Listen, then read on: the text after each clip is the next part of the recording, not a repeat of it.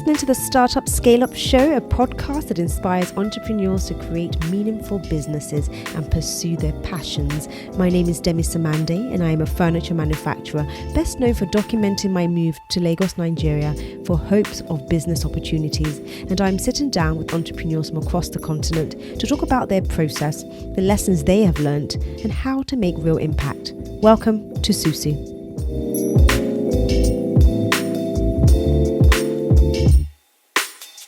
Bayo Adedeji, known popularly as the Lion, has a broad and diverse mix of competencies, advanced qualitative training, and in-depth exposure to multiple business segments and functions. He has experience in big data, business intelligence, space planning, cost and financial planning, management accounting, cost accounting, and management.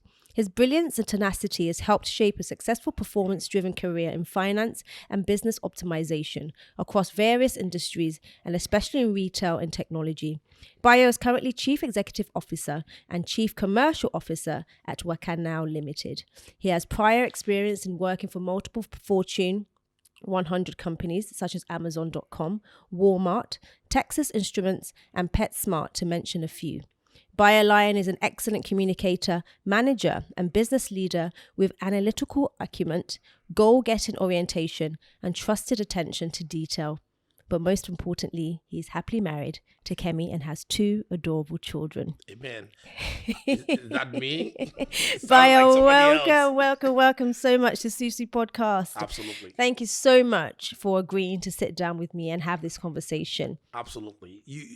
Do people say no to you? No, they don't tend to, but they don't say no to my face anyway. They might say it to my assistant, but never to me. So thank you so much for Absolutely, my pleasure. For just giving the time to just share with me. Now, before we delve into it, Bayo, I've been watching some of your content. I pretty much know the backstory, as I do for most of my guests, because I always make sure I do the work. I do the homework. And a lot of the people that I tend to invite onto Susu are people that I sort of admire from a distance because I've consumed you. I've consumed your content. I know what you're about. I admire what you stand for. And I feel that, people who are regular listeners on Susu podcast can definitely benefit from that content. So I want to delve in a little bit more. But before we go into that conversation and into that journey with you, paint me a back picture first. Tell me what it was like growing up as Bayo and how we got that title of the Lion. I need to know where that title came from. What's a backstory? My goodness. Okay. For me, growing up was amazing. Really? I didn't grow up with a silver spoon. It wasn't a wooden spoon either, right? It was probably in between wood and silver. Wood and silver. I love that analogy. Right? My father died when I was 2. Actually, when I was 1 and a few months old. He was a police officer. I was superintendent of police. Your dad was a police officer? Yeah, he was a police officer. Wow. So, but he had 6 kids. I was number 6. I am number 6. And my mother was just a tenacious woman that was determined to raise her 6 kids. All from the same woman? Yes. That's impressive. There's one woman, she bedded 6 children naturally. Right? It's amazing. Yeah. In those days, yes. It's strange for those days because I know the mortality rate in those days were a little bit higher. So yeah, for 6 kids in those days is impressive. Yes, but a lot of people had 6 kids and a lot of kids really? at that time. Yeah. Okay. My generation was 5 and 6, 4, 5, 6. But never from the same woman, surely. One woman. Oh, the people that had multiple wives had 27. What? Kids, 30, 40. So, growing up as the last kid of a woman that was determined to raise 6 children, one thing my father did was that he laid a foundation. He laid a wonderful foundation. My father died at 39. I'm 39 now, and I don't have a fraction, a smidgen of what he has accomplished at 39. He had 6 children at 39. I have 2. Not that we're competing, but we are. But he had houses, he had bought land, and he had made investment. So my mother built on those things. Those things were a platform. And sometimes I tell people that we didn't start from zero, right? It wasn't like when he died, the landlord was chasing us to leave. So sometimes it's that's if you consume my content, I call it the laws of false equivalence. That when people tell people that my father died at 2, but when he died, he left stuff. He left stuff. He left a little bit of stuff. It wasn't a lot, but he did leave stuff. We owned our own home. At least that was That was a good plus, starting point. right? So growing up with that, I recognized very quickly that I was privileged. I think that That's recognition. really odd that you would class yourself as privileged, because many people start from a place of lack. Yeah, but Many people look at their situation and think, "Oh, poor me! I don't have anything. You know, my father is dead. It must be the end of the world. I'm not privileged at all." So I like your choice of words, that you felt privileged. I was privileged, and I think my siblings might say that I was privileged. Of course, I'm the last one. They would look at me, of course you were privileged, but we were all privileged. I'll tell you stories about where I grew up. My house was here. Iyafali was beside us. What's a Iyafali? Iyafali is a woman. Okay. Her first child's name is Fali. Okay. Iyafali was here. Alaji was on the other side. Alaji was opposite Iyafali. Alaji had 2 wives. One was selling what they call ate.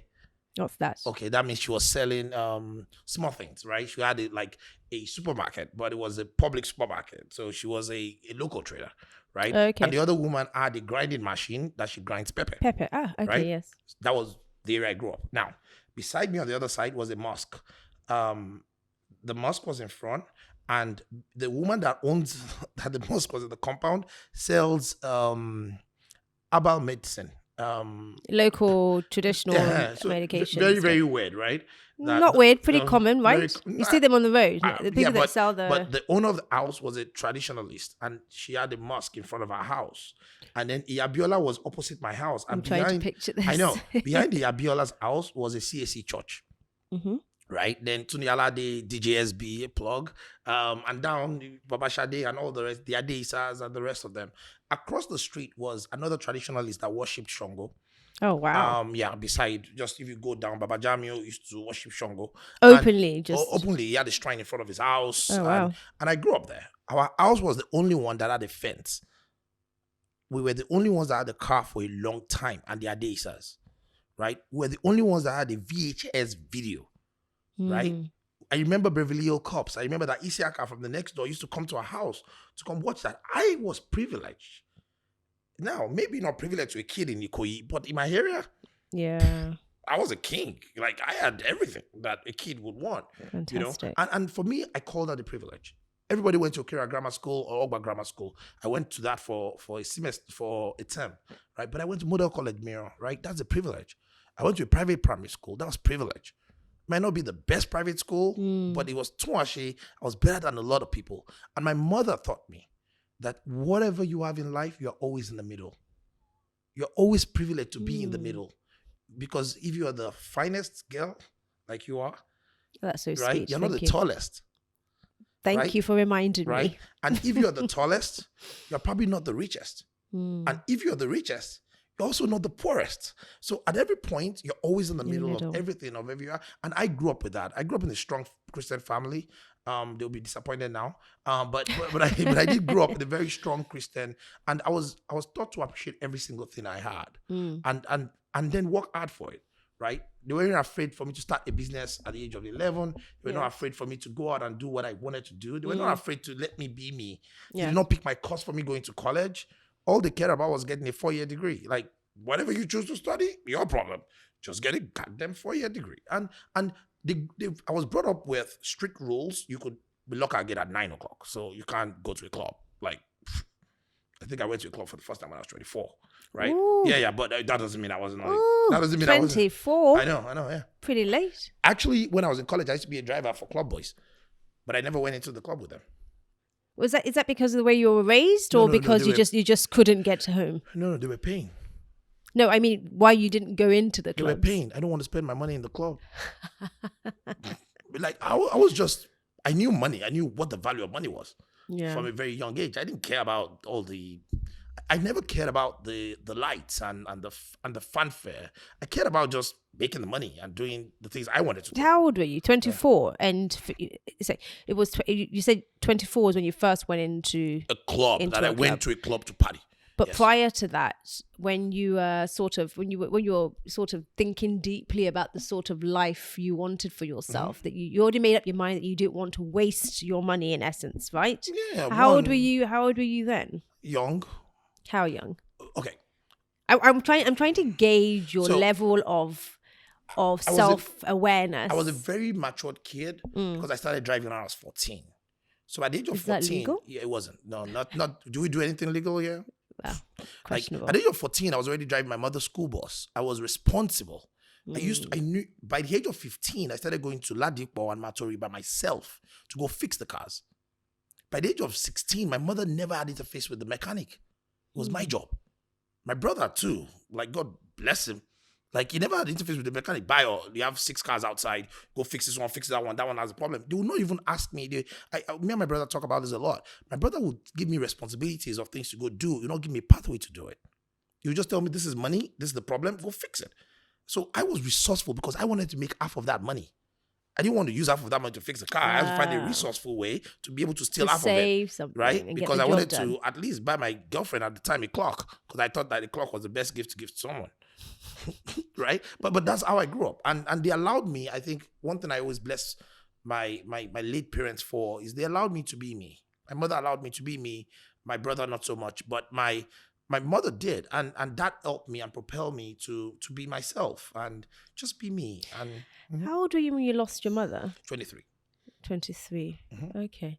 So you lost your father very young. You didn't know your father at all. So who would you say did you have a male figure growing up? Who did you My say? brother. Your brothers were Yeah. that. What's the Bloody age bastard gap? too. What's the age Bloody gap bastard. between 11 you? 11 years. Yeah, that's Bloody, quite. he's a bloody bastard. And the hope worst he's part listening is, to this. I know, and I'll send it to him. We look exactly alike.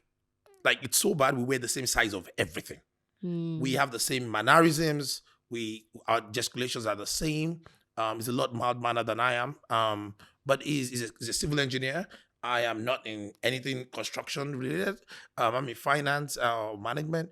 But we cannot even lie. Like when we go to the club together, only about twice, or a bar. Let me rephrase because he doesn't even drink. They can't tell the difference between us. Like we look so much alike. He's way older. Would you say it's as good as twins? Yeah, Good we are. yes. But he's older. He's now getting old. He's boy. Then Yeah.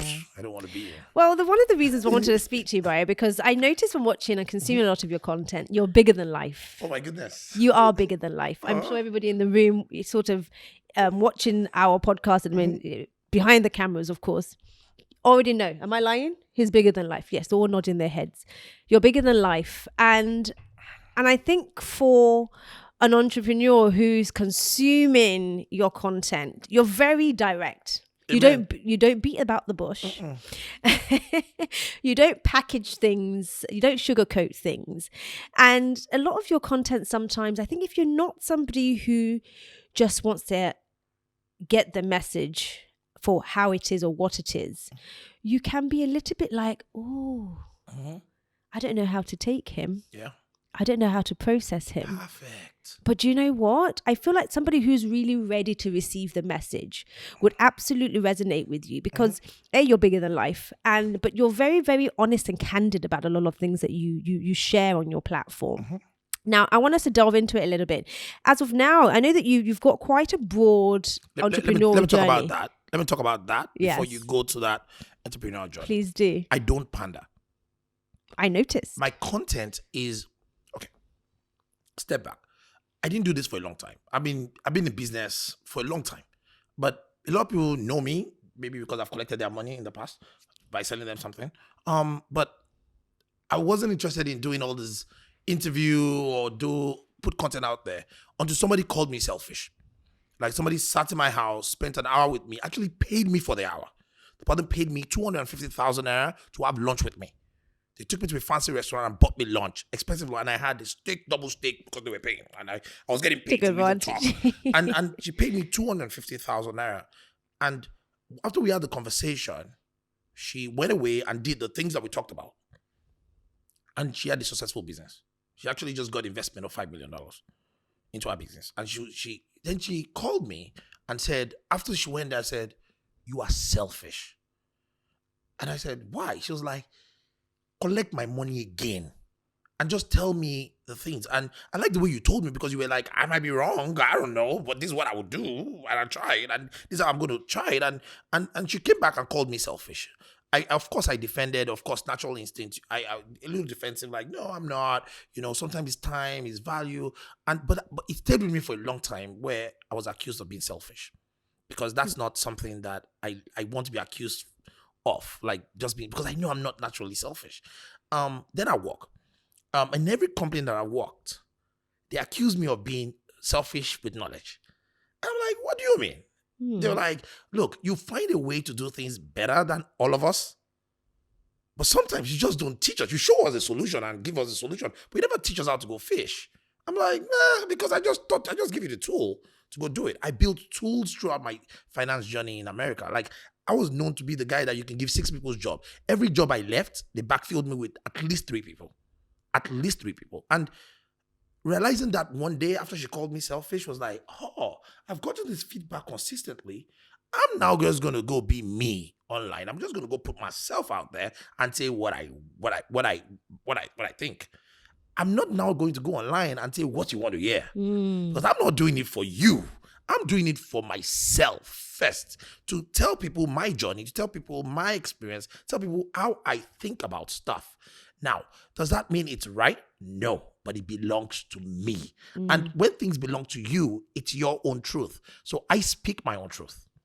Fantastic. And I think that's why your content resonated with me so much, because I genuinely felt that, okay, this guy is really telling his story as it is, and he's not sugarcoating it for us. And it's really down to you to take from it what you may, and whatever you can't take for it, maybe the content isn't necessarily for you, Throw it away. but somebody's going to benefit from it. Yeah. Now, you've had many businesses. Now, in your intro, we talked about Waka Now. That's where we are right now. Yeah. But leading up to Waka Now, that journey of exploring the entrepreneurial, journey for you, how did we get to Waka Now? What are all the milestones that you took? What are all the stop points you took before Waka Now? So let me start like this. I did not start Waka Now. I was brought in to come and run Waka Now. I took Waka Now over from the founders, right? And the reason why they brought me was because they saw 2 things. I know the corporate side, and I have the entrepreneurial side, right? I can think like an entrepreneur, and I can also build structure. A lot of people for a long time in this market did not know I have a full-time job. I've never not had a full-time job. You still have a full-time job now? I work for Waka Now. Full-time. I'm an employee, Yes. but I still have my businesses, right? I've never not had both. I don't know how to. Actually, my wife says I get depressed when maybe a business failed and I'm in between what I want to do next. And I'm just going to work 8 to 5. It's like whenever your life is so perfect, you go look for the next trouble, right? It's an hunger. It's an hunger for more. It's an hunger for more out of life. It's an hunger not for money. Actually, it's an hunger for greatness. And I think that is what drives me. Now, my journey is simple. I started selling waste nylon when I was in GS3. Right. Waste nylon. Like waste nylon. What's that? Plastic bags. Okay. Yes. So there was a factory. There's this air cream called Soulmate. God bless his heart. He taught me how to sell waste nylon because they always Is this the black bags? The black bags, but he had white transparent bags. He taught me how to sell them. I sell them to the aboki that rings the thing across the road. I was making more money than everybody on my street. So guess what? I was the big boy. I like that feeling. I love that feeling. Like I sold many things throughout college. Then I went to Kano for NYSC. Went to Kano. When I got to Kano, I was like, oh, I could sell Ankara. I sold Ankara. I could sell white gold. I sold white gold. I saw yellow gold. I was like, everybody sells yellow gold. I only want to sell white.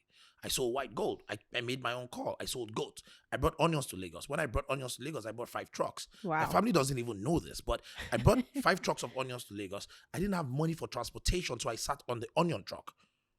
I was working in a bank at that time. I was working in EcoBank at the time. And I came to Lagos in my suit right after work. I used my suit to do the Almanjiri style thing so that my face was just out. And I followed the onion truck to get the experience. And I came with it. And we came to my 12 and I sold my 5 trucks immediately. I got money, then flew IRS Airlines back to Kano.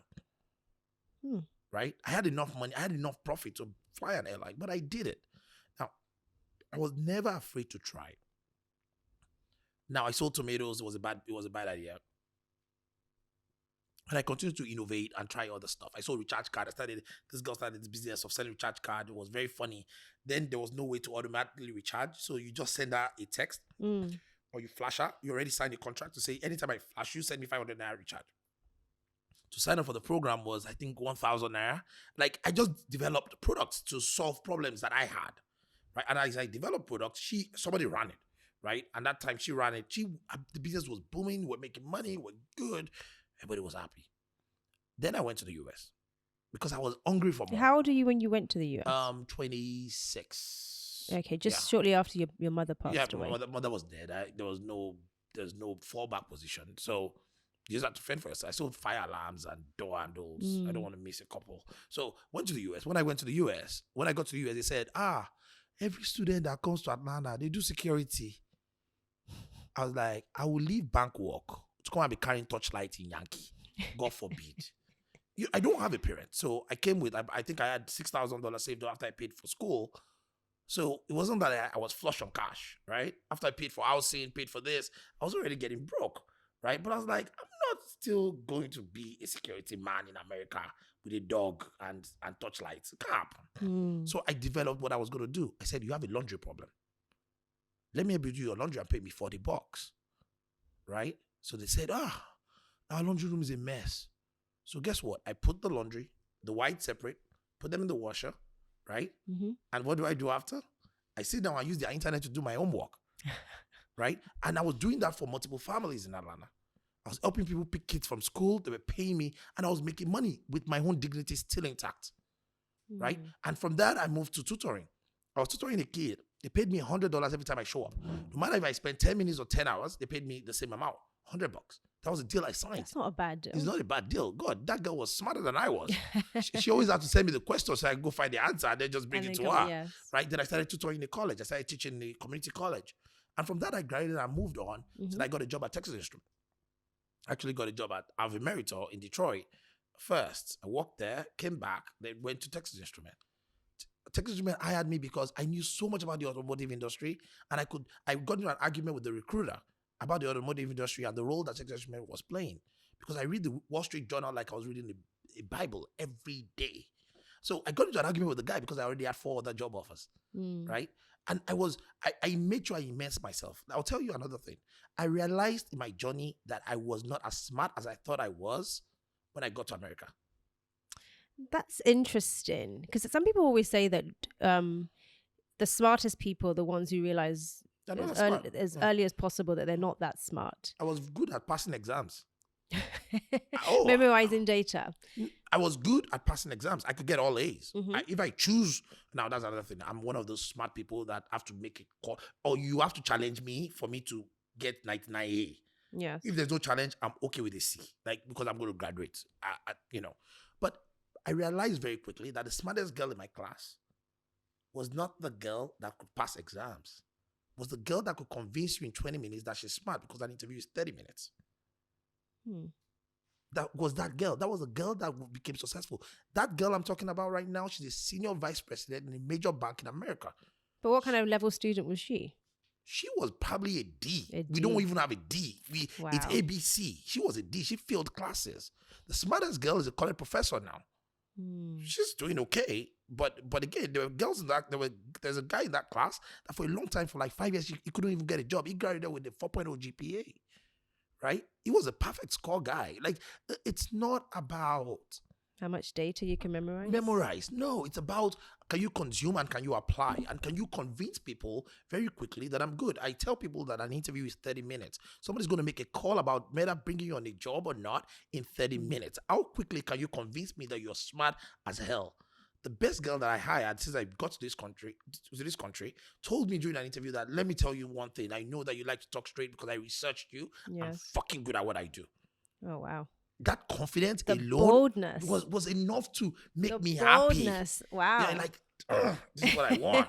But she fell in alignment with you, though, didn't she? She did her research because she's smart. The fact is that she went and saw who I was and said, this guy likes to be talked to straight because he talks straight. Yes. Right? So my journey has been self-realization, failing, a lot of failing, and just realizing that, dude, I'm not as good. I'll tell you about not being as good. I didn't know Excel. The best I did in Excel was plus and minus, right? In the bank. And then I got that. I saw that everything happens in Excel. People write game codes on Excel. And guess what? I went to YouTube because there was learned how to do the Excel? On YouTube. I know you're very good at Excel. You've had many years of practice. Yes, You've been honing that. I teach Excel classes. Like after like 2 years, I started teaching Excel classes. But the point is this: I realized I wasn't that good, and I realized that I don't need to ask anybody for help. You see, my biggest success in life was driven by me realizing that the world has created a small force field for me called Google. So all I do was consume YouTube, Google, LinkedIn. I read 3 articles every day, and the information is already out there. That's why I think school is outdated.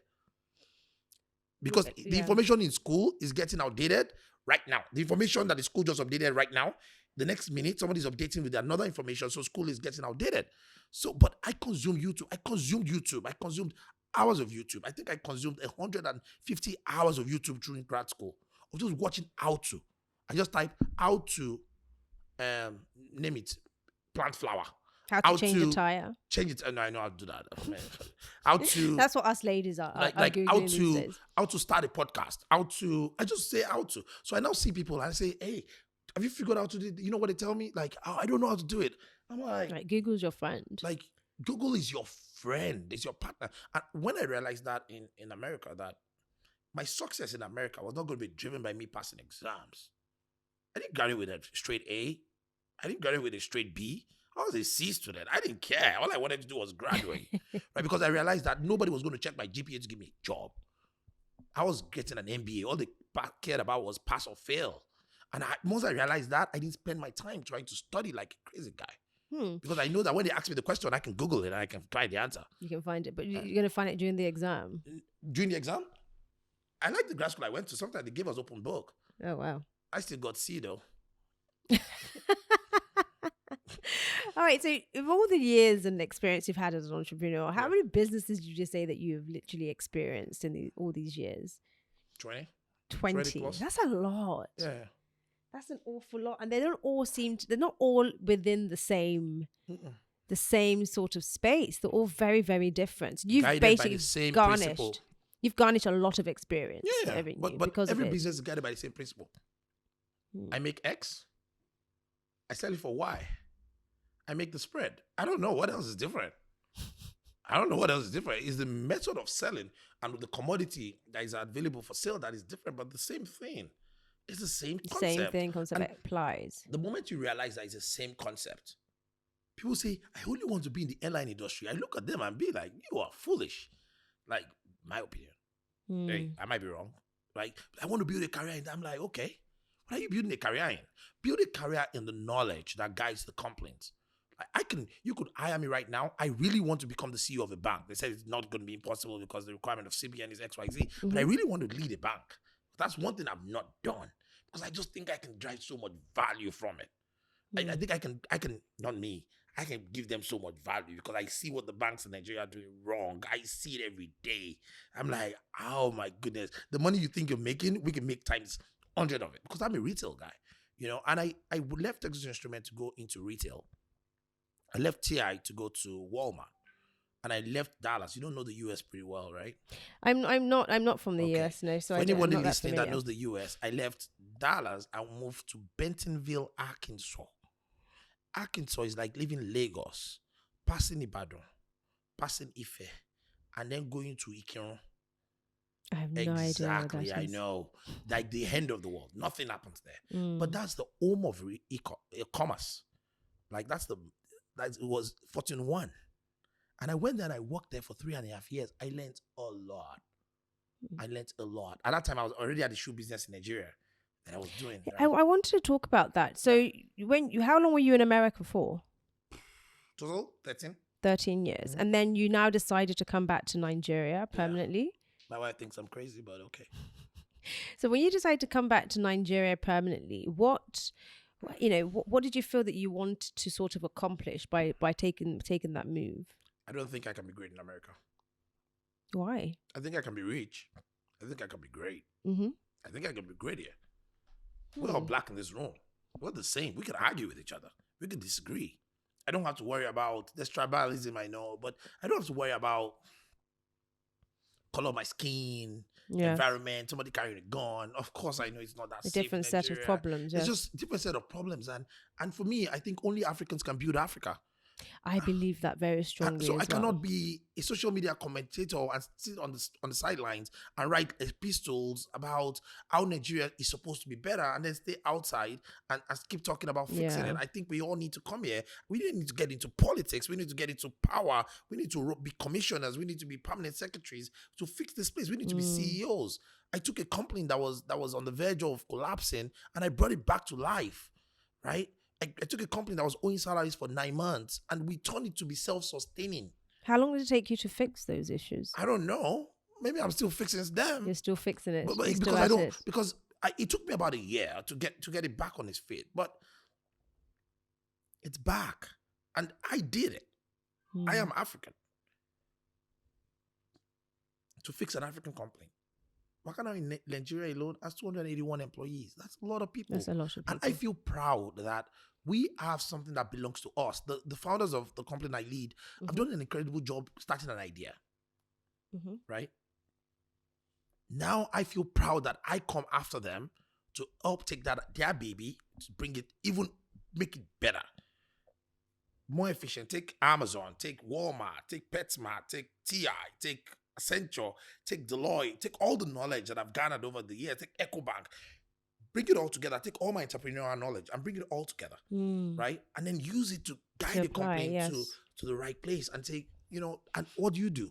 You drive sales up, you grow sales, you drive costs down. It's not rocket science. It's the same concept. Across all businesses and transactions, you drive costs down, you grow costs at half the rate of sale. So if sale is growing at 10%, you grow your cost only at 5, right? You cannot grow your cost at 15 when sales is growing at 10. Simple concept. And you take all those concepts and you apply it to the business and you're good. And you're rock good. You're rock solid good. And then the business starts to run by itself. And then Bayo gets bored and be like, all right, what's next? I need another problem. Because again, I tell people that I only see opportunity when I see problem. I don't like the place of peace. The place of peace, the place of isolation, is the place of stagnancy, is the place of complacency. I like problem. Find me a company that has a problem and give it to me. I'll be glad to have it. Right, so Bayo, in one of your videos, you said that prayer without hard work is poverty. Amen. I heard that and my eyes went, whoa.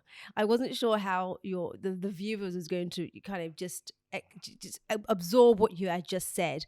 And I think I've probably said it several times myself, but not in such harsh words, but it definitely resonated with me.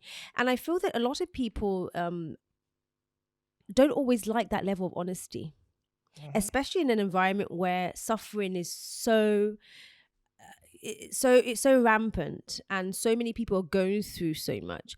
Now, just kind of break it down for me, not just necessarily what you mean, because I think, we all sort of understand what you're trying to describe, but how do you, as an individual, as an entrepreneur, somebody who's gone through this journey themselves, how do you get to that point where you are so brutally honest? But more importantly, how are you so brutally honest with yourself? Because I imagine it starts with self. Amen. Before it even moves to others. It's being vocally self-critical.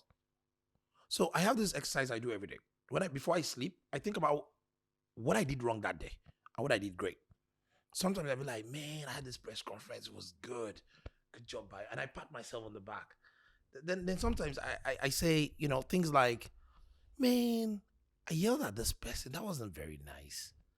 You should do better. You should not let your emotions get the best of you, Bayo. And it's like the two Bayos, like I have a multi-personality disorder where there's one talking back to the other that you could have done better.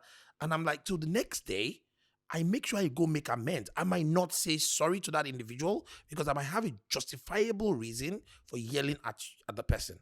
But then I go and I might buy you something. I'll be like, man, I know I was hard on you yesterday. You did deserve it. But you got to do better. But I go then correct the wrong I did. And because I'm vocally self-critical, when you ask me for my opinion, you need to be ready to be prepared for that like, response. If you don't ask me, I have learned not to give it unsolicited, right? But if you really ask me, I'll tell you what I think. And I tell you I might be wrong, but that's what I think. That's my opinion. And my mother was exactly like that. So maybe I picked it up from my parents. But again, it's the ability to be vocally self-critical. I am not afraid. I get into arguments quite a bit. Like I walk, somebody says something, I'm like, no, that's a that's the life of the pit of hell. Like, because X on Z, there's fact behind it. And then let's say I go home and I do some more research and I find I was wrong. I'm not afraid to see you tomorrow and be like, actually, you were right. I was wrong. And when I do that, especially to people that work with me, that they see that Bayo just told me that he was wrong, I will tell you I'm wrong. Like, somebody did a video for my 40th and it was like, Bayo would admit that he's wrong. Like, I was like, yeah. Right? So when I know you're wrong, I will not be afraid to tell you, because I'm not afraid of myself to tell myself that I'm wrong. And I respect myself more than I respect anybody else on life, period. Because I respect my life. I respect me. You know, maybe this double personality disorder, right? But again, it's that ability to tell yourself the truth and say, I did not do this well. Yes. Or, you know what? My opinion, I did that was great. That was, yeah. Right? Sometimes I watch my own videos and I'm like, could have been better. Yeah, maybe. Well, I think we all do that. Yeah, Self-reflection. but I watch it with self-reflection and say, that was good. That was again. I have things where I look at and be like, so I'm vocally self-critical, and I'm not overly critical of people, because I'm very accepting too. I'm like, this motherfucker can do better. That's why sometimes I tell people that some people are just fuckers, and I accept them as being fuckers, and I just move on with life. That, you know, this guy's a fucker, he's going to be a fucker, and I make sure my interaction with you is the fuckery interaction, that I know you're going to fuck something up, so I already send you on that thing I want you to go fuck up, right? God. Sorry, that was a lot of fucks, right? That was a lot, but you know, I think it's quite it's quite refreshing. Oh yeah, because you're in an environment where people don't want to give it to you as it really is all the time. Pastors, oh my God, it's really frustrating. Truth. Nobody really wants to say the truth, and it's only, and you see a lot of I'm praying for the best. I'm praying for the best. Are you working for the best as well? Because the two has to go hand in hand. It has to go hand in hand. You know, this is not a popular opinion. Yes, but I'll tell you this. My opinion, Bayo's opinion. Disclaimer. Let's just work for the best and stop praying. We've prayed enough. I pray all the time. I mean, you won't know. Exactly. I'm constantly praying. Every little thing I do is a silent prayer. It's a moment. It's just, even in work, you're praying towards everything you do. I think it's automatic. Or at least that's how I am. I'm very spiritual. I like the Bible. I do. Yes. Some parts of it. But again, I say to myself, let's just be real with ourselves. Let's speak the truth. Let's speak the truth to life. Let's speak the truth to power. Let us be honest with ourselves. People don't always like me on first impression, but when they get to know me, I know that I always tell you the truth. I always just tell you. Well, that's why I said, because you're bigger than life, and it's not always, it's not, well, yes, because, you know, those who really need it will get it.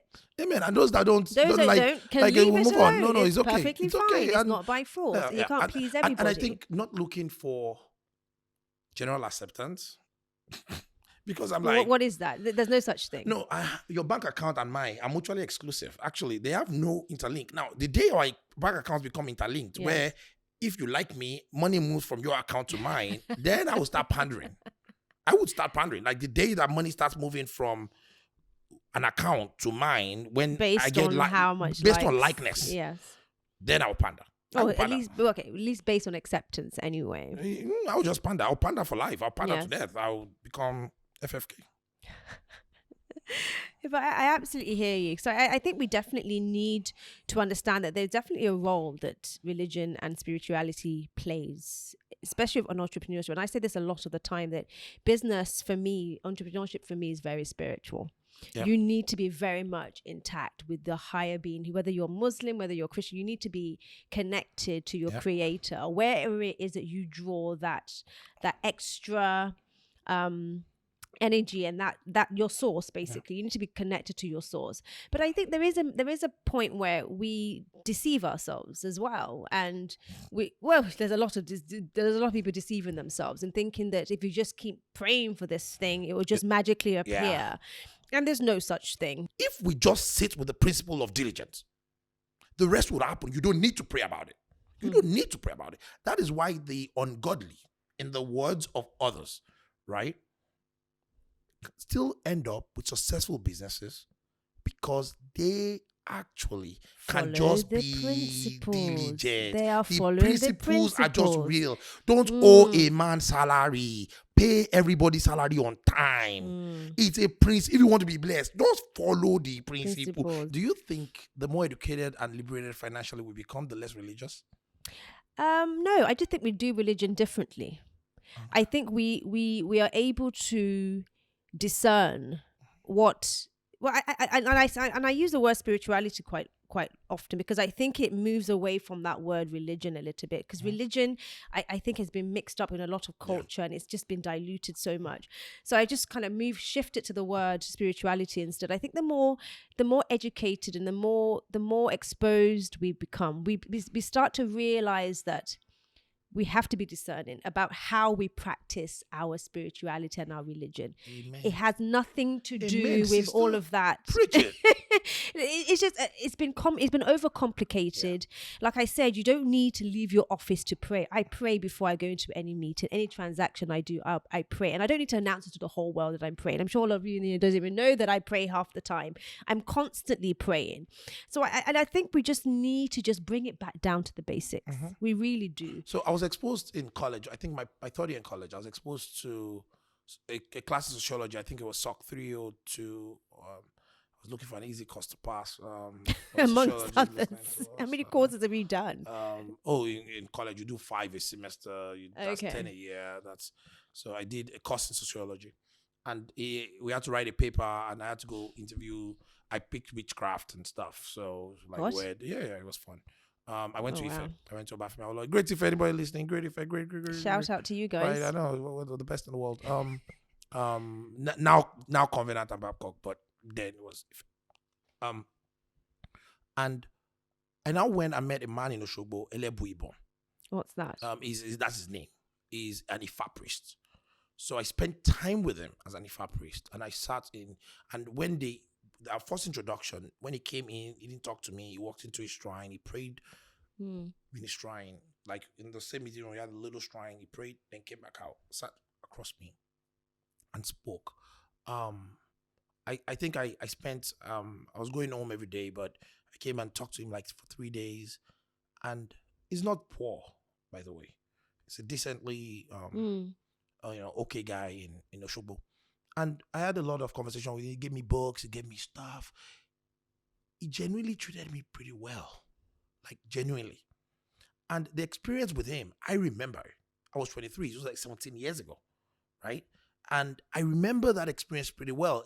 His own belief is different from mine. But we had an honest conversation. He taught me about his religion. He taught me about the Ifa as the god of divinity. He gave me books where I read prayers or incantations that people ate. But they're prayers because he had translated them from Yoruba to English. So you could see the English translations that one, Owotio Gedebagbe Arelomafin no. All he says is that the branch of a banana tree wipes itself with the same hand, right? He says that when you put a calabash on top of water, a bowl on top of a river, he sits on his ass. He cannot face upside down because of the gravity structure. I'm learning so much. But move a bit slow for me. These are all traditional Yoruba incantations. That's what proverbs, we call it. right? Incantations. But incantations are prayers. And I sat down and I learned about it. I, for once in my life, appreciated my culture and the rich history behind my culture. I choose to be a Christian. I choose. It's a choice I make, or I made, or I'm making. But I will never discount the other guy's religion. But I'm not held captive to now think that every time I want to hire people, I should only hire Christians, or I should hire only Muslims. There's a lot of that going on. My best interactions in the workplace had been with non-traditional Christians. I had a friend that was Mormon, and I'm going to send him this podcast. His name is Aaron Peterson. I will never forget. I sat beside him for maybe about 6 months to 8 months. It's the best interaction I had. I love that guy. I do. Like, he treated me well in a place where people were not treating me as a black man pretty well. Like, he treated me well. He did. And he's Mormon. He gave me the Mormon Bible to read. I read it. It's decent. He's not saying anything. He doesn't drink coffee and coke. So what? So what? And it's that liberation that comes from you just knowing that I choose to be a Christian. So when I interact with people, I don't ask you, like now at Waka now, if you put it on your CV, when they want to give it to me, they remove it. Age, religion, sex. Actually, I don't care about your school too. School. Don't care. except you went to convent, as you put it there, because Oh, no, that's where the bias comes in. no, because because I've had great experiences there. I can mention one school I've had no great experience. I didn't graduate from that school. So one particular school I was thinking about this morning. Yes. But you see, is that removing that prejudice from our lives? I think that's what actually makes us spiritual. Is the ability to understand that all being belong to one God, and that we're all the same in the face of that God, and that God loves all of us just like He loves and asks us to love ourselves and treat everybody like we'll treat ourselves. Wow, this brings us to my next question. The Yoruba proverb, and I'm going to give it to you in English because Yes. I'm going to get you to translate for me in Yoruba. Please. The proverb that says, if there's no enemy within, there's no adversary on the outside of you. How do you say that in Yoruba? Yes. There's no if there's no enemy within, there's no adversary outside of you. I know what you're saying. I can tell you another proverb that says the same thing. I've heard that. It means that the enemy, the termite that eats the vegetable plant is within the vegetable plant. That's what you're trying to talk to. I think that one is talking about those who are closest to you. I remember this. I have these conversations with my mum a lot since I've really embraced my Yoruba. I've been practicing since I've been in Nigeria, really working hard on my Yoruba, and I have these conversations a lot with my mum. She's still very tell shocked. me about the adversity again. Let me see. So it's saying that if there's no enemy within, you cannot have an enemy from without. Yeah, outside. Yeah, that's yeah. Right. It's the same thing. It's the same thing. Yeah, same thing. Okay, so so how do you say that in Yoruba? Do you know? Yeah, like there's a lot about internal enemies, so I can use the wrong one. Okay, so basically say that again slower so I can get it. I'm going to tell my mum this. That means that the enemy is the neighbor lives at the back of the house. That means the person actually doing you lives inside the house. Is that the same thing? Can that be interpreted as the same thing as the person who's actually doing you is you? No. Okay, so it's someone close to you. But it just says that the enemy is within. The enemy is within. Yes. Okay, or in very close proximity to you. Yeah. Basically. Okay. All right. So I guess what I'm pretty much trying to say is it's that idea of self-love. That if you really genuinely love yourself within, there's no motivation to hate anybody on the outside. Yeah, a little far from it. But a little bit different? Yeah, a little bit different. But yes? I'll tell you, I would address both of them together. I believe so much in the Bible. I do. And I always make a lot of reference to it. One of the principles I love about the Bible, it says that if your way pleases the Lord, He will make your enemies at peace with you. That's it. Okay. That's it right there. So I'll say it again slowly. The Bible says, if your way pleases the Lord, He will make your enemies at peace with you. I try my every day to make sure that my way pleases the Lord by the way I treat people and the people around me. Because even the Bible says, you cannot love God that you don't see when you don't love your neighbor that you see. So I believe in treating people around me well. Check one for me. So because of that, I now don't worry about the enemy because the Bible already told me that the enemy outside cannot attack me when my way pleases the Lord or inside. So I don't care about the enemy. Check one. Oh, at least you don't put your focus and your energy No, I on don't the care enemy. You about don't them. look for it. I don't care about them. There's one reason I don't care about them. Because guess what? The same way I think about competition, fuck them. Right? There we go with the F-bomb again. Like, yeah, no. So, but what I care about is me. Because the only thing I can control is yourself, me. of course. And the thing I cannot even control my daughter. I cannot control her dreams.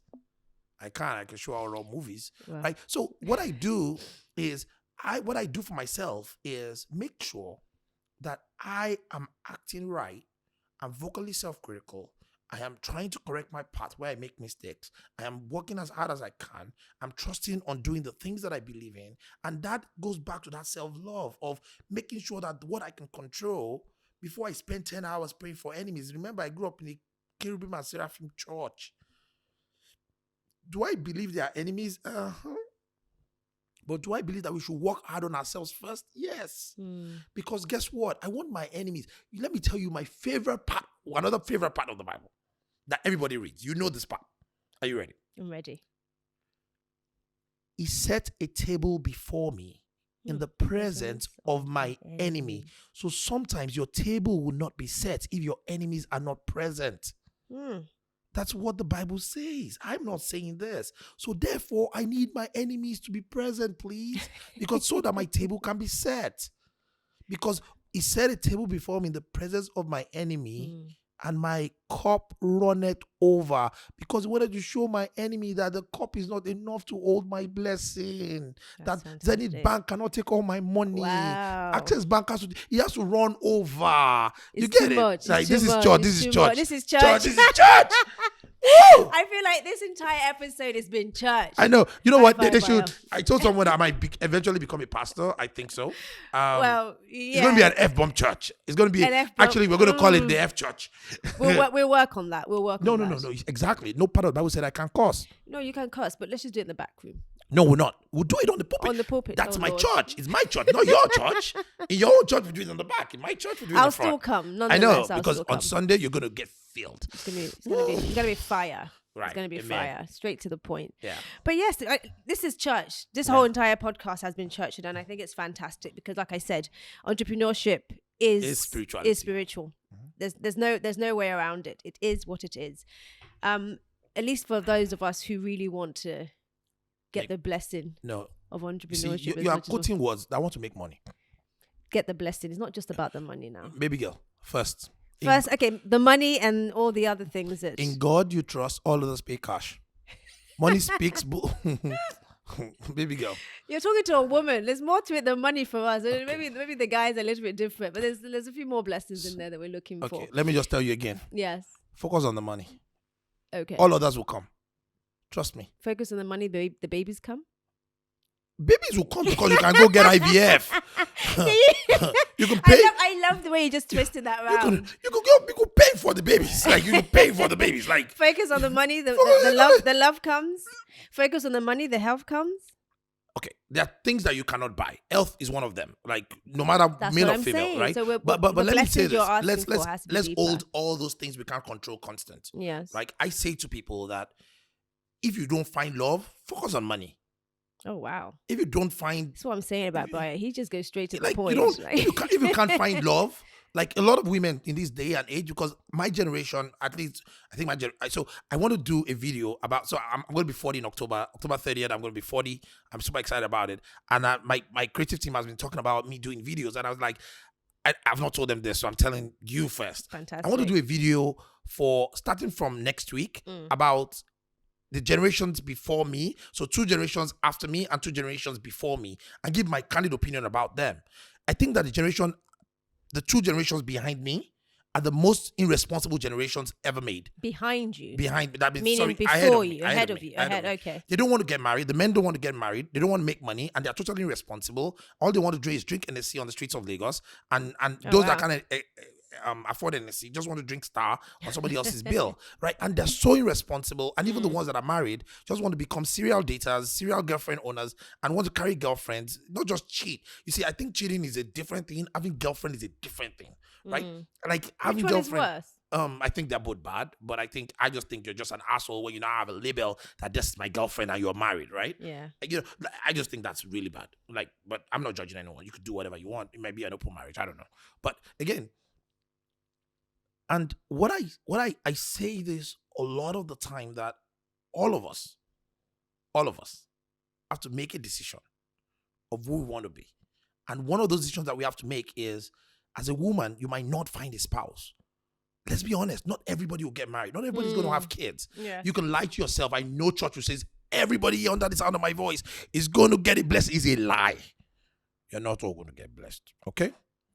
There has to be a cleaner. There has to be a driver. There has to be a mechanic. Everybody has to work on different cadres. But what I truly just ask people to find is happiness.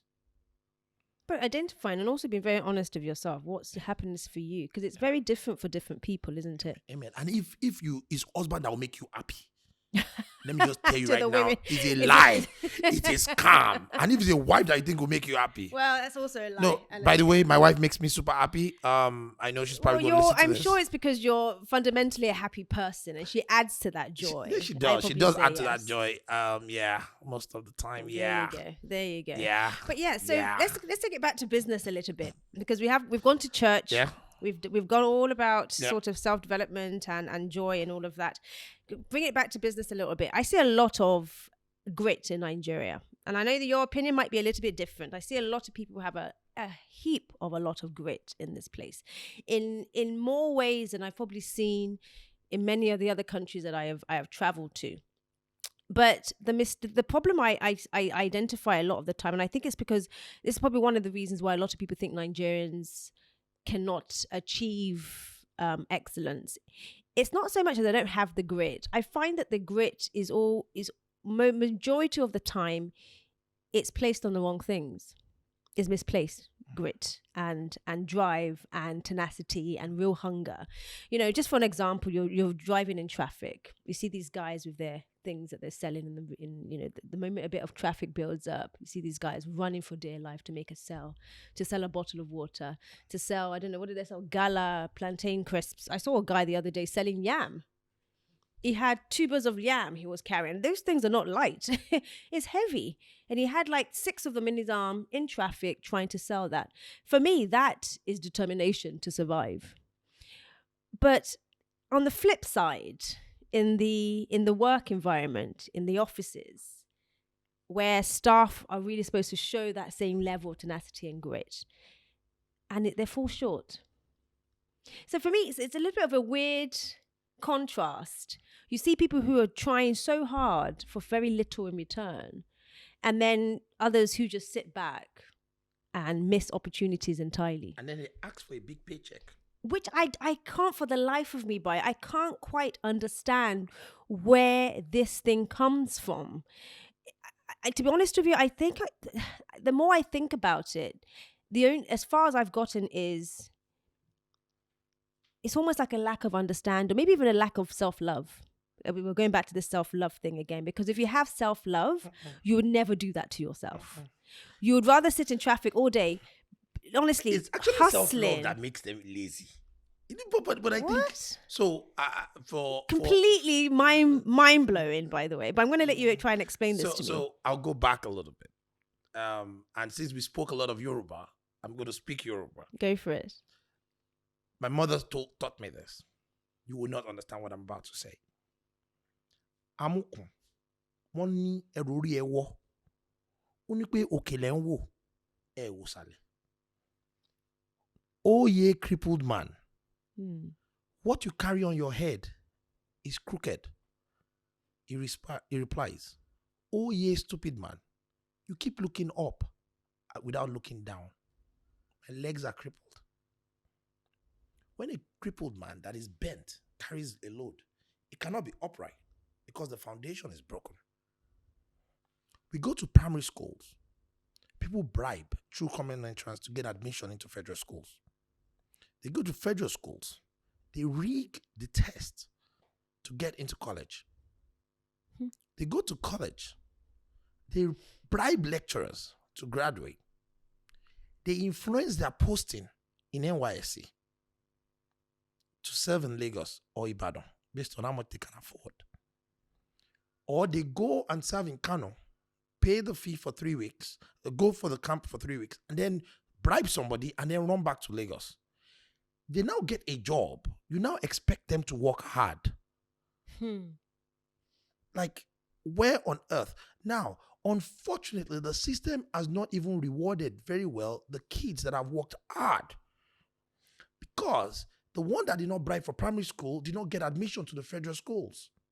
Now had to go to some local school. And then went to the local school, struggled, passed JAMB, passed SSC. Now said, oh, you don't qualify for the cutoff score because the ones that rigged have raised the cutoff score so high. It doesn't get into medicine.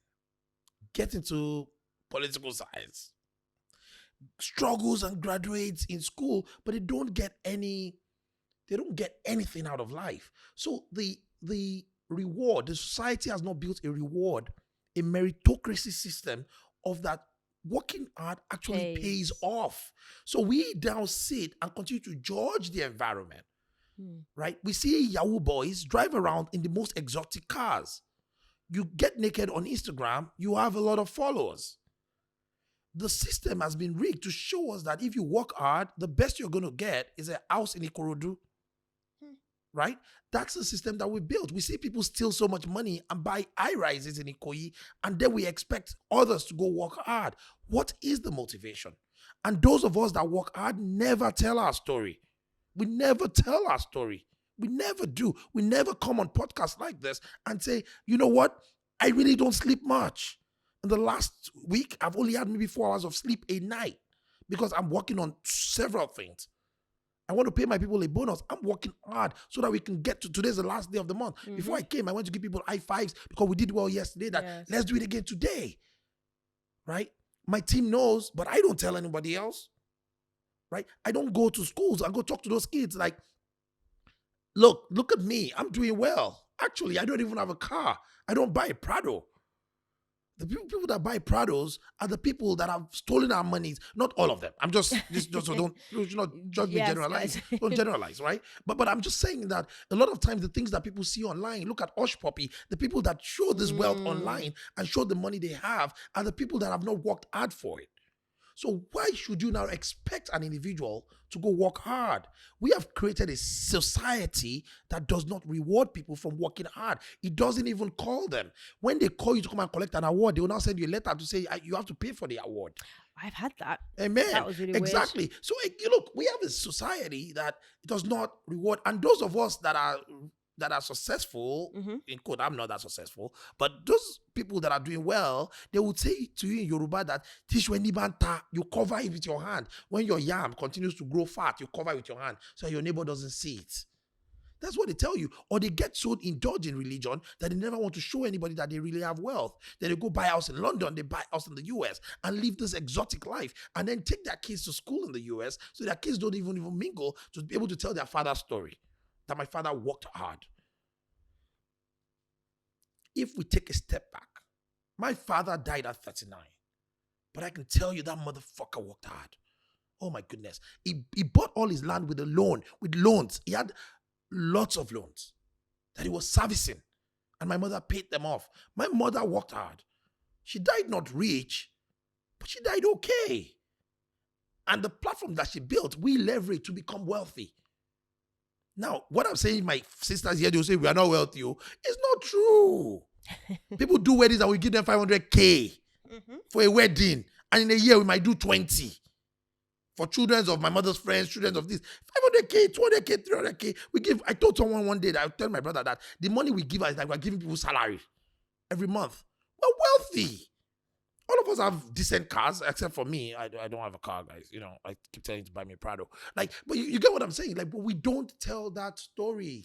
Well, how do we begin to tell that story so that people are not necessarily misguided, but just completely just delusional about how the journey to wealth is supposed to look like? This is why we have to tell the story. That's why when you invited me here, I came. It's about not just me. I'm fine. I don't need to hear my own story. I know it, right? But I want the next guy listening to know that greatness is possible here through hard work without stealing. I have not stolen anybody's dime, right? I have paid people back for businesses that I built, that failed, that I promised you a return. I paid through my nose, right? I have worked hours and hours on end. Now, I will not tell you the story I did not do. I did not sold in traffic. I can't sell yam. I can't carry yam till my life. But you know what I'm saying with that weird juxtaposition with the guy selling yam in traffic. No, it's something. That's something Nigerians have. I've not seen anywhere else in the world. That hustle. Real hustle. That real hustle. But that guy, nobody would go interview him because it's not a sexy story.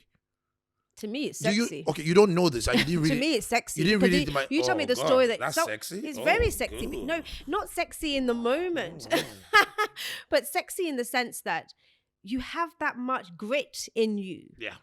When I see those people in traffic going that extra mile just to make that sale, I feel like this guy here applies that same mindset to everything. to everything, he will succeed. Amen. Let me tell you a story. That's how I see it. To me, that's very GT sexy. Foods, the last GT Foods last year, I came back from America. So I have a food business. They usually don't put it in my profile. It's called Dundu Nation. I know Dundu Nation. I was going to order something, actually. Okay. I went on the website. Yeah, we're closed. COVID, I'm still short. We're waiting, Sean. But I Dundu Nation, I believed in that business. I was working at Amazon last GT Food. There was no GT Food last year. Was I here? I don't know. Yeah, there was one last year. So I don't think we went. I think it was the year because I was already in Lagos last year. It was the year before last. I flew in because of GT Foods. I used to run the entire supply chain for FBA finance. So the financials of all the North American supply chain, Europe and in China was my business. That's my team's job. That was the head of that team, right? Paid pretty well. And I flew in, came to GT, and I was frying yam in the back. And everybody was like, people that knew me was like, Bayo, don't this you, like you that your parents are well-to-do. And I'm like, okay, I am well-to-do. But for me, I was building something. And because I was building something, I don't believe that there's no level of work I shouldn't do. I shouldn't fry yam. I shouldn't do this.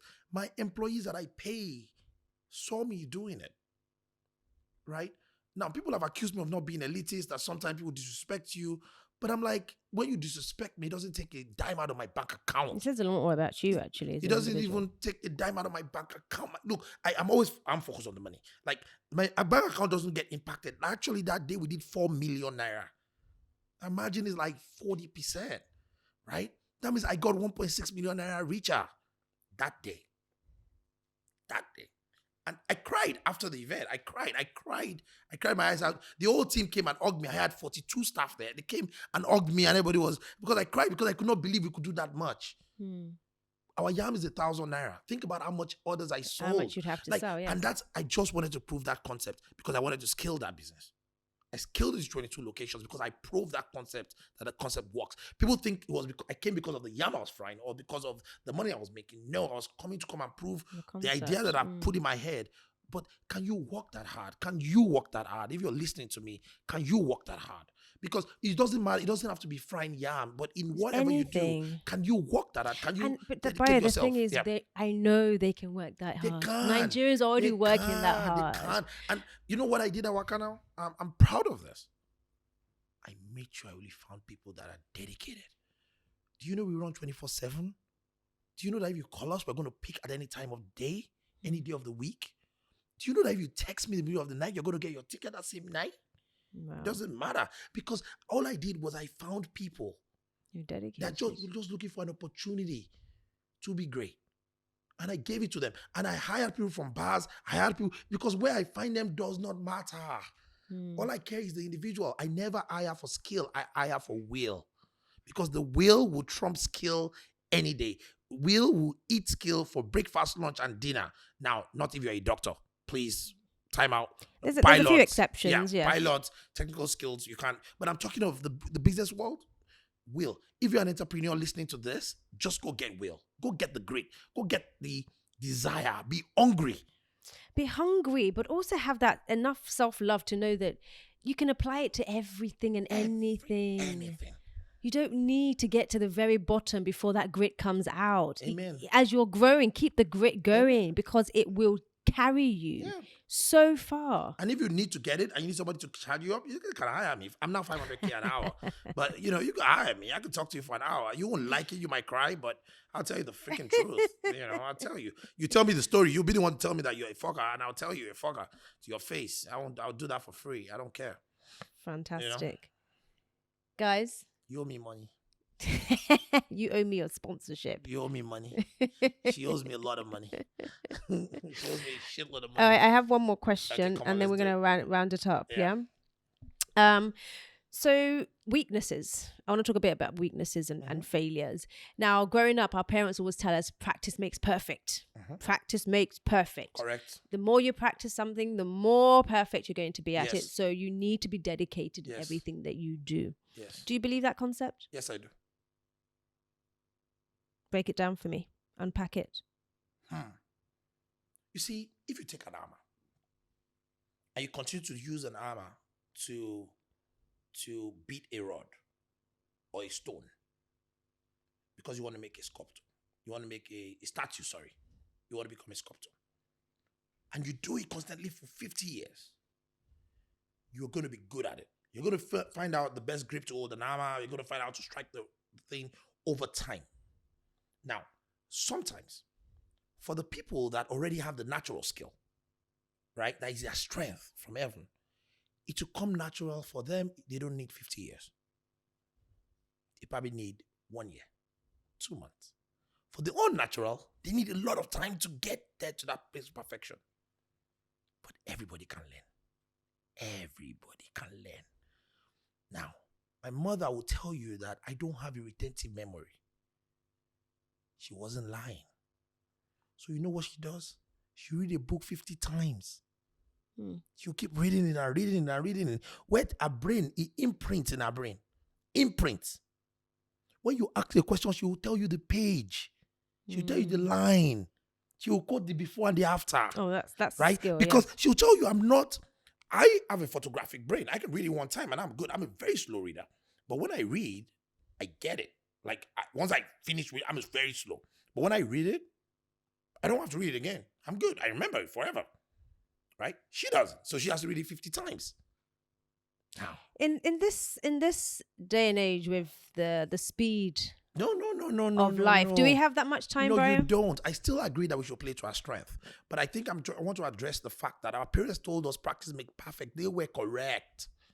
If you just practice the piano every single day, you will be good at it. You might not become, what's the name, Mozart, right? But you'll be good at playing the piano at the minimum. Some people have the natural gift and some people don't. I do believe in that.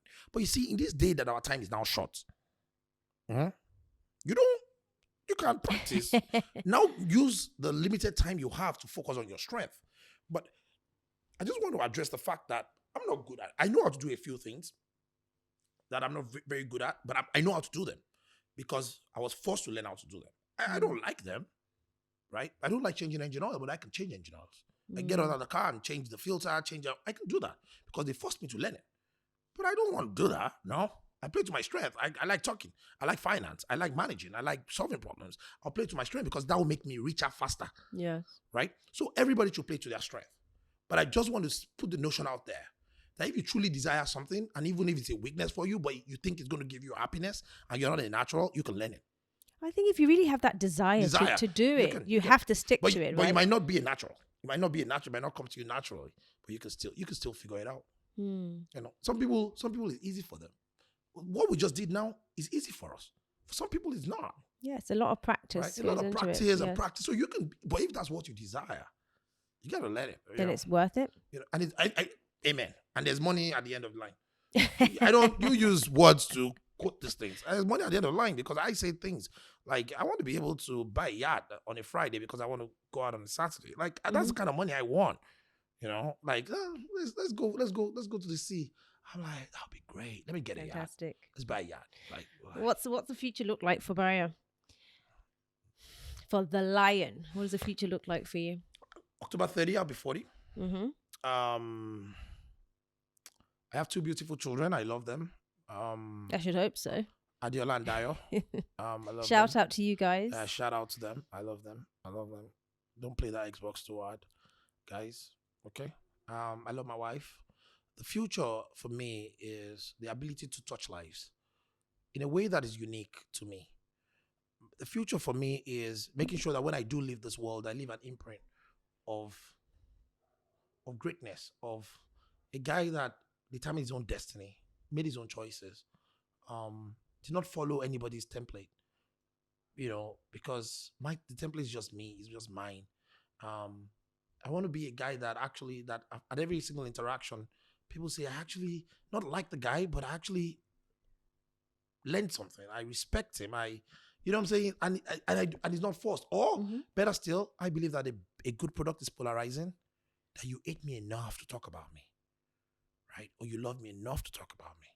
But I'm polarizing to you. I'm polarizing to the next guy because you either hate or love me. But I'm a guy that at the end of the day, when you still say that, I'm like, but he kind of did well though. You got to give it to him. You got to give it to him. Like he tried. He tried, the guy. And I want to kind of die with a smile on my face. What do you want to be remembered for? What do I want to be remembered for? What they may go. What? What they may go.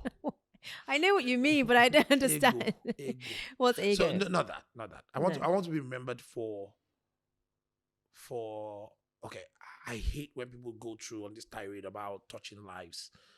I want to be rich enough that I can touch more lives. So I don't want to be remembered for wealth, but I want to be remembered that I used the wealth that I acquired to touch lives. So I still want to make sure that you know that I have money. I don't have now. But I'm using it to do the right things. Build companies that can last longer than me, build infrastructure, build industries that can last longer than my life because it has the right structure, and make Africa great. Like make Nigeria great. Like I want to be president of Nigeria, by the way, right? Would you run? I will. Are you involved in politics at the moment? I am. Which party are you representing? Let's leave that on the table because let's leave that because I'll say it again. I don't want to be a guy. I might never win political office. I might never win an election. But God knows that I wait for the day you put me on that stage to debate you. I wait for that day because the world will know how sucky you are. The world will know how bad you are. They might still vote for you, but it will be on record that I said the things that was needed to be said. I lost an election in my final year in college, right? But God knows I did tell them that the next guy sucked. And I predicted what he was going to do for his 1 year in office. I was right. And on record, people still see me and talk about that night when I said to them that this guy has been your class rep for 4 years with no innovation, with nothing. He has not even been able to make one unsharpened pencil become sharpened. But now he wants to become president. Like for me, that is the win. That is the win. It's not about winning the office, but it's about people knowing that there's a truth sayer in our midst, and that going one of against us, the status quo. Exactly, one of us can actually stand up and say the truth and do the right thing and do it even at the expense of himself. I cut costs in the company that I work for so hard that I cut costs for the CEO. I am the CEO. Fantastic. I cut so much that they cannot buy me a Prado because I cut the cost. Right? I just had them buy me fuel again. I cut it before. I cut it off. Like that's doing the right thing, irrespective of the consequence, irrespective of the impact on you. But just saying, we're going to do the right thing. I want to be remembered for that guy that does the right thing. Oh my goodness, I feel like electing myself. Fantastic. Bayo, fabulous. Thank you for having me. Thank you so much. Guys, I really hope you've enjoyed this session with Bayo because I certainly have. Now, it doesn't take everything for you to figure out how to be the lion, other than just finding the inner power within yourself. Dig deep, find that lion within yourself and bring it to the surface. You don't need to rely on the outside world so much or even do the copycat, guys. Just dig deep as far as you possibly can. Find that fire within yourself and the lion within you will come out. Thank you so much for watching this episode. Have a fantastic week. And please don't forget to be extraordinary in the way that only you can be. Take care, guys. Bye.